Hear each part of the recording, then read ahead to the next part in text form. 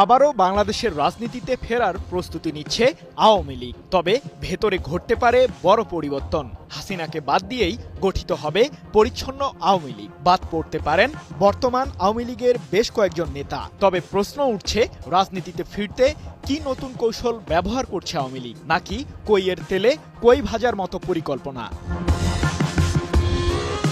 আওয়ামী লীগ থাকবে, কিন্তু নেতৃত্বে থাকবেন না শেখ হাসিনা। তার ঘনিষ্ঠ হিসেবে বাদ যাবেন পরিচিত অনেক নেতাও। আওয়ামী লীগের পরিচিত কিছু নেতা নেত্রীকে সামনে রেখে নব্য আওয়ামী লীগ বা পরিচ্ছন্ন আওয়ামী লীগকে রাজনীতির ময়দানে আনার একটি পরিকল্পনা বেশ এগিয়েছে। আওয়ামী লীগের বর্তমান নেতৃত্ব একে প্রতারণা কিংবা দলকে ধ্বংস করার চক্রান্ত বলে আখ্যা দিচ্ছেন। এমনই এক চাঞ্চল্যকর প্রতিবেদন প্রকাশ করেছে ভারতীয় গণমাধ্যম আনন্দবাজার।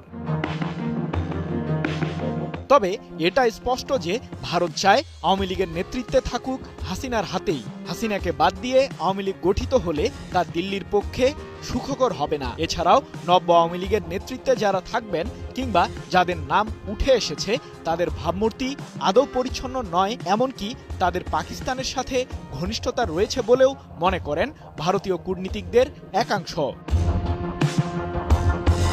আনন্দবাজারের ওই প্রতিবেদনে বলা হয়, ভারতের এক সাবেক কূটনীতিক দাবি করেন, বাংলাদেশের অভ্যন্তরীণ রাজনৈতিক বিষয় নিয়ে দিল্লির কিছুই করার নেই।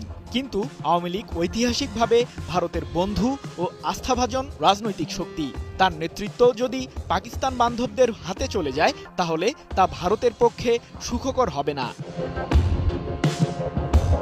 এদিকে জাতীয় নাগরিক পার্টির নেতা হাসনাত আব্দুল্লাহ এক ফেসবুক পোস্টে বলেন, সেনাপ্রধান জেনারেল ওয়াকারুজ্জামান একান্ত বৈঠকে তাদের বলেছিলেন, সাবেক স্পিকার শিরিন শারমিন চৌধুরী, ঢাকার সাবেক মেয়র শেখ ফজলে নূর তাপস, সাবেক সাংসদ সাবের হোসেন চৌধুরীর মতো পরিচ্ছন্ন ভাবমূর্তির নেতাদের নেতৃত্বে রিফাইন্ড আওয়ামী লীগ নির্বাচনে অংশ নিলে তাদের মেনে নিতে হবে। হাসনাত লেখেন, আমাদের বলা হয়, রিফাইন্ড আওয়ামী লীগ যাদের দিয়ে করা হবে তারা এপ্রিল মে থেকে শেখ পরিবারের অপরাধ স্বীকার করবেন, হাসিনাকে অস্বীকার করবেন এবং তারা বঙ্গবন্ধুর আওয়ামী লীগ করবেন এমন প্রতিশ্রুতি নিয়ে জনগণের সামনে হাজির হবেন।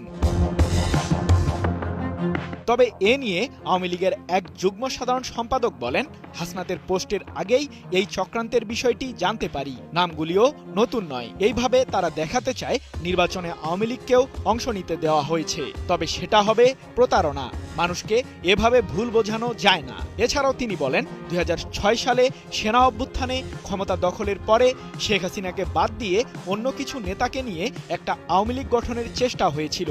তবে তা ব্যর্থ হয়। এবারও তাই হবে। কলকাতায় আত্মগোপন